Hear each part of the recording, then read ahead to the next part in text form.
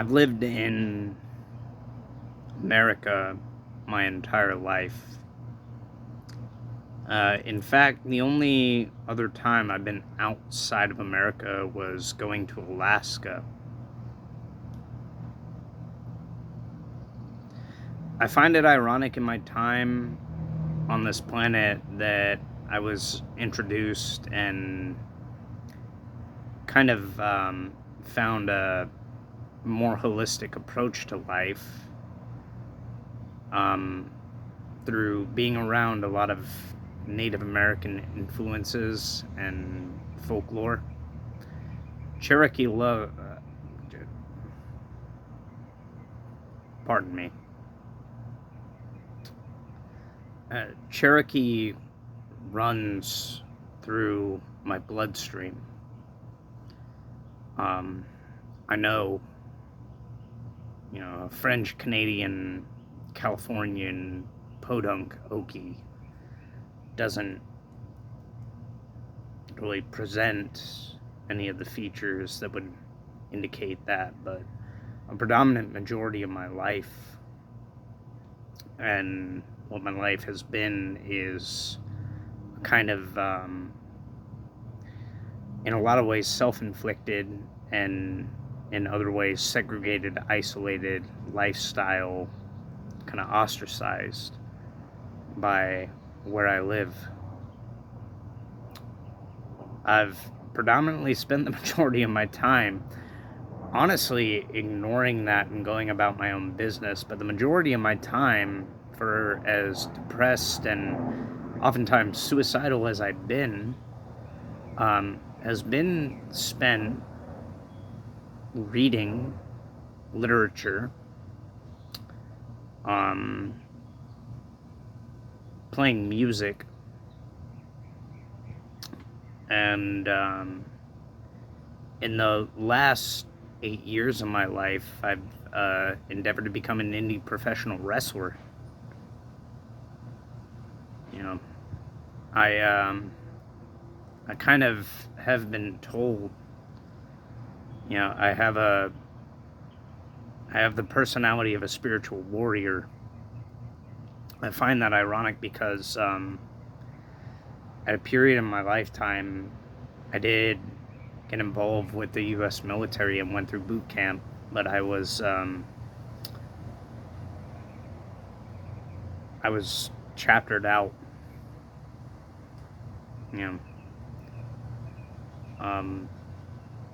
Dealing with a lot of the psychological struggles of coming up in a familial dynamic that was so schism and divided, one half being predominantly fundamentalist Christians and military family on both sides, preserving and trying to maintain a level and degree in structure and order and preserve some formality of familial future, and a lot of the future that they preserved and maintained falling for vices and tendencies that drag them headlong to their own self-made hell, on top of the evident and obvious history of U.S. financial infrastructure.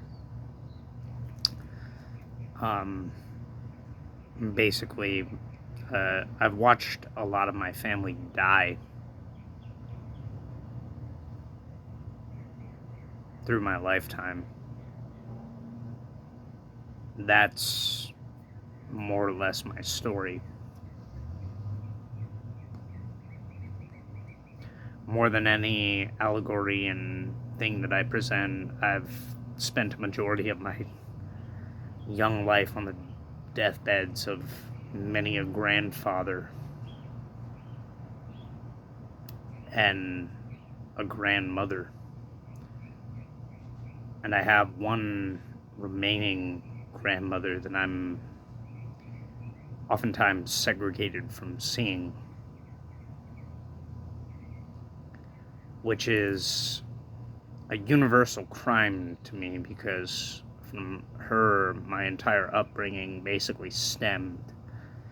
And I owe her a depth of gratitude, and I'm condemned to living in a condition that prevents me oftentimes from seeing her because her sons exist in a conflict that they can't resolve. And that is stemmed to condemning the children that exists within the modern day and age's era of resolve. But I do visit her on occasions when she's open and free and has a time period to see me within the proximity of everything going on in her life, considering she's reaching an age where she's survived my grandfather's passing from cancer that took him away early in my life, the upbringing of the person who I could predominantly call my father was my grandfather. And he died. He died when I was 12.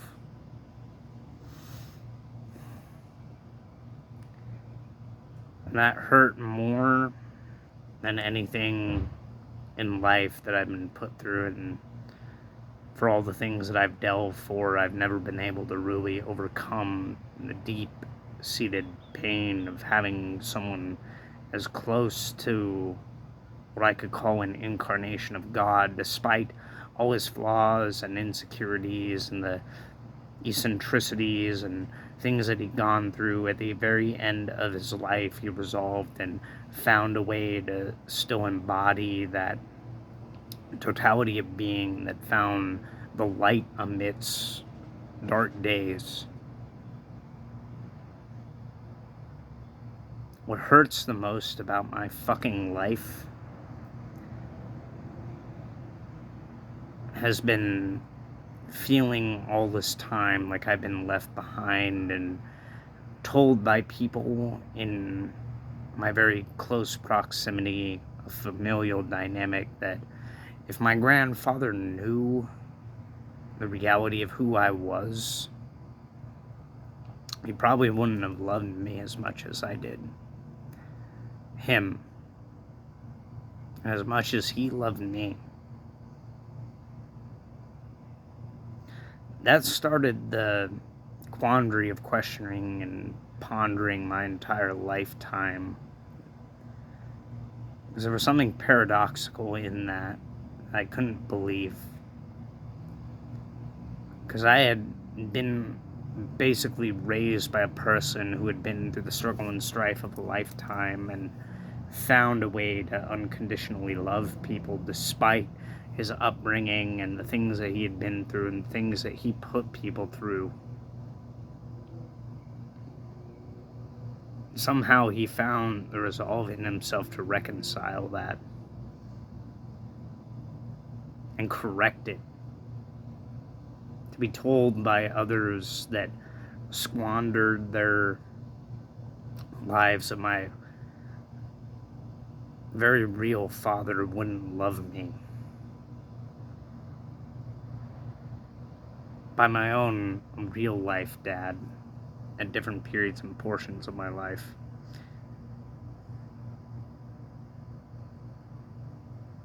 By the world I was born into and the theosophical constraints of religious fundamentalism and dogma.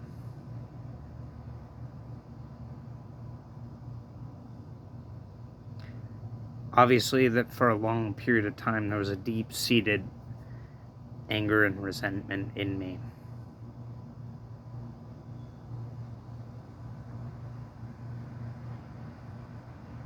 I think the thing that hurts the most is trying to reconcile and forgive that, only to be birthed into a time period that continuously grinds you into dust for the vengeance and vendetta that exists within other people.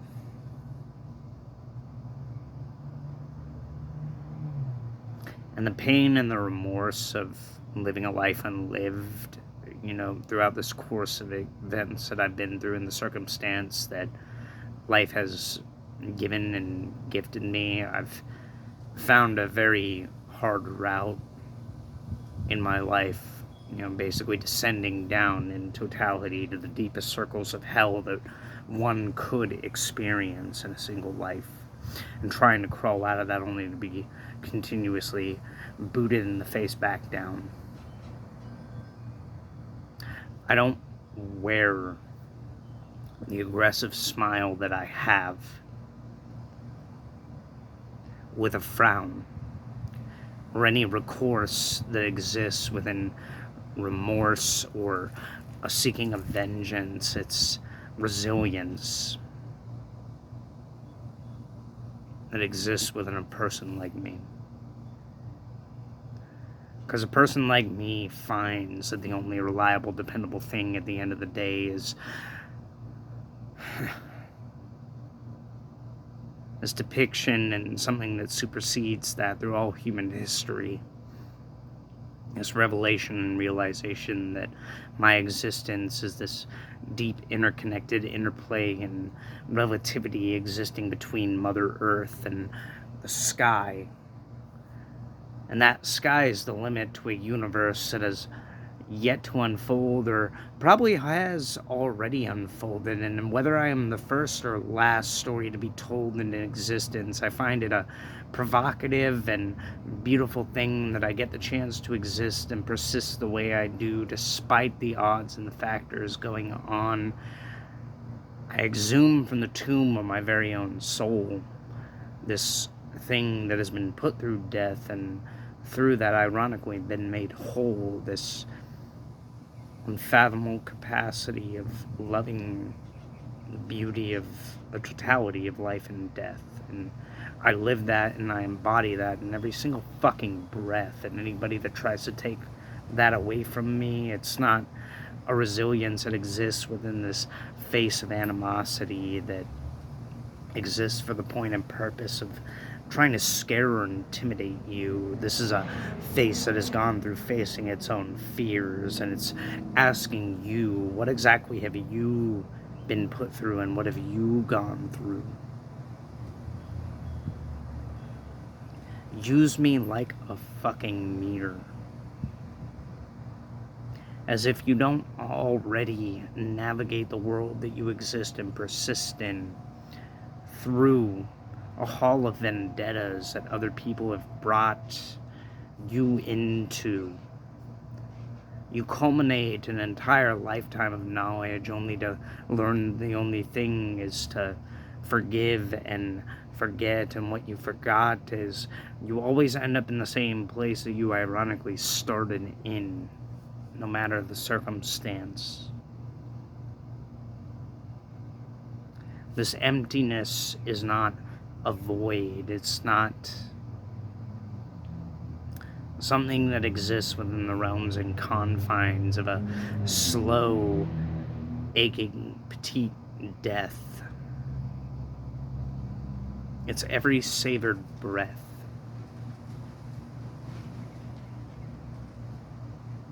For the fact that you were a survivor. And more than that, you've been a thriver in a condition that has pressed you into circumstances so demanding none of human history has gone through where you stand. And any hand and authority upon your crown is arbitrarily existing and trying to persist and pushing it and dragging you down to their level. What I have learned from existing in the time periods that I have and the experiences that I've gone through resolutely resonates with this. I wish I could tell the truth of who I was to my grandmother and she would accept me. But I hold my breath for the sake of depth that, she might reject me, but knowing her as who she is and what she's been put through, I would rather save both of our breaths and just sit by her side and go through the experiences that both her and I have gone through.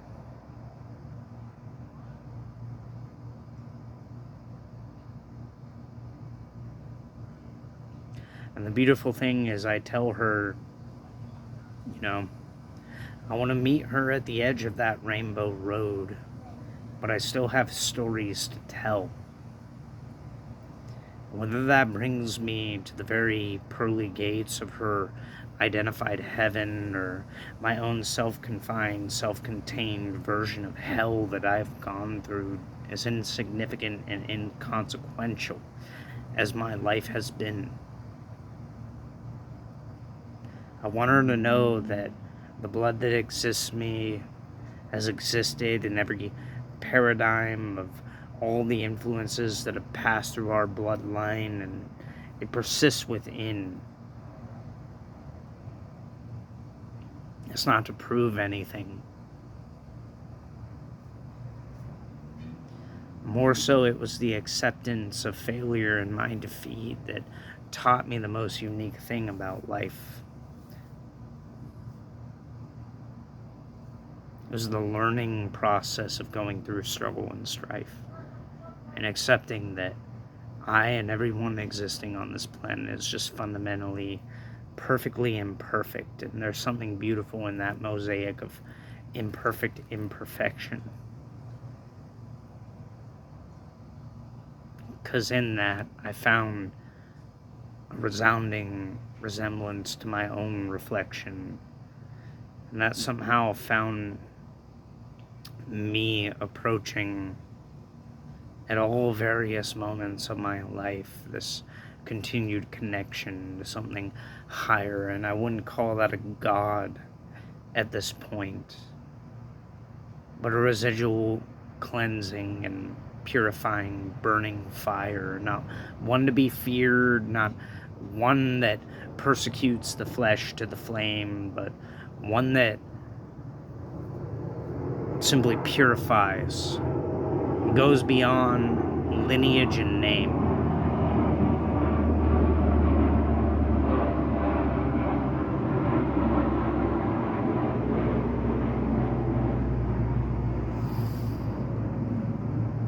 And I know without a shadow of doubt that the egregores that exist in Earth's history float about, and they still continue to influence these roars and echoes of the past traumas we've all been through. They don't possess the same masks and personas, and they're going and floating about uncharacterized at this point without a name. But the thing to point at is not really who to blame.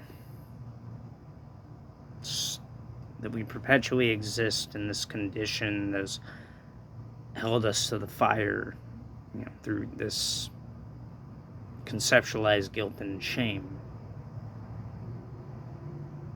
And the truth of that guilt and shame is all it has ever been is torment.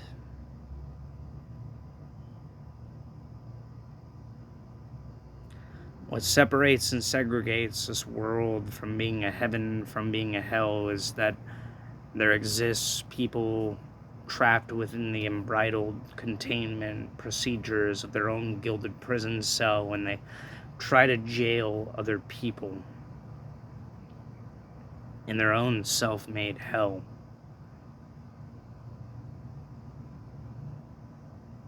And it's oftentimes where our thoughts dwell. How do we solve and resolve this? Well, it's to pay no mind, because life is not defined or categorized by what you achieve or accomplish in a lifetime. It's more about the allegory of the story that you leave behind for other people to learn and other people to pass down, whether it matters or not, residually. The only reality is that we're energy traveling through matter, and we're producing sound. Because the entirety of a lifetime is nothing but a story. We're all actors playing on a grand, phantasmic, cosmic scaling stage of allegory. These are the things that I wish in my heart the people around me understood. But I understand the condition that raised them, and I understand what produced them and why they act all tough and strong like they come from the hood. I certainly fucking don't, but cheers to anybody that does, because I've been around you, cuz whether you would believe it or not, I'm a generic, stereotypical, twinkish looking white guy. Fuck it. We ball. Everyone on this planet. All of us. The all. Because at the end of the day, we're all just trying to survive. And we're making the most out of circumstances that we can, and we're trying to thrive. It's as simple as that. And the allegory of my story is as insecure and at the same time as inconsequential as being, a human being swatting from their face a gnat. So, fuck it. If you have anything to encounter and approach, maybe a story at the most that can be a reality on your itinerary list that you throw into the bucket. At one point and period and portion of my life, I had an appreciation for language and, going through life's struggle and strife. I found that the best way to communicate any idea at the end of the day is to paint and illustrate a story. Because I grew up with a lot of folklore and fairy tales, and I found a deep-seated love for human history and allegory, and that supersedes all boundaries. It's written in Western culture, and what I've learned and realized through the sounds of dogs that clearly despise me fucking prattling on the way I do. All that what you go through is allegory and story.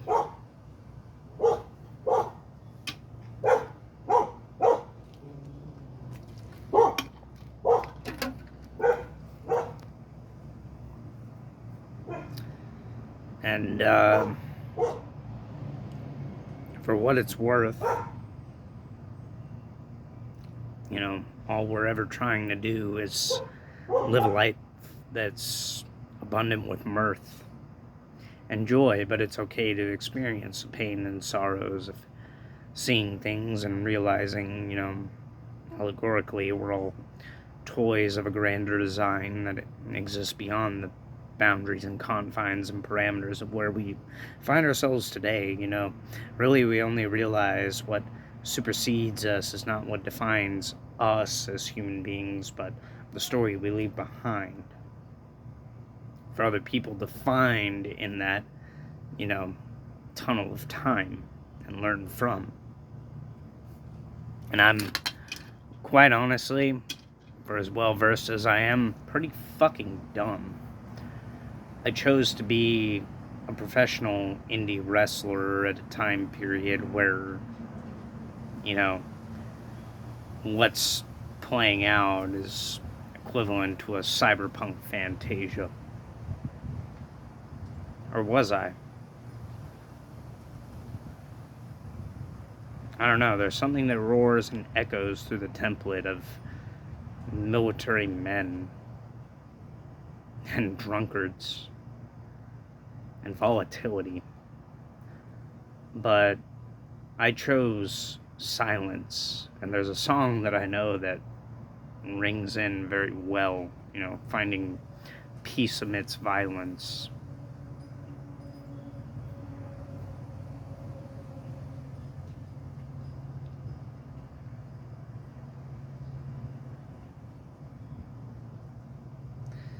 Fuck it, we ball.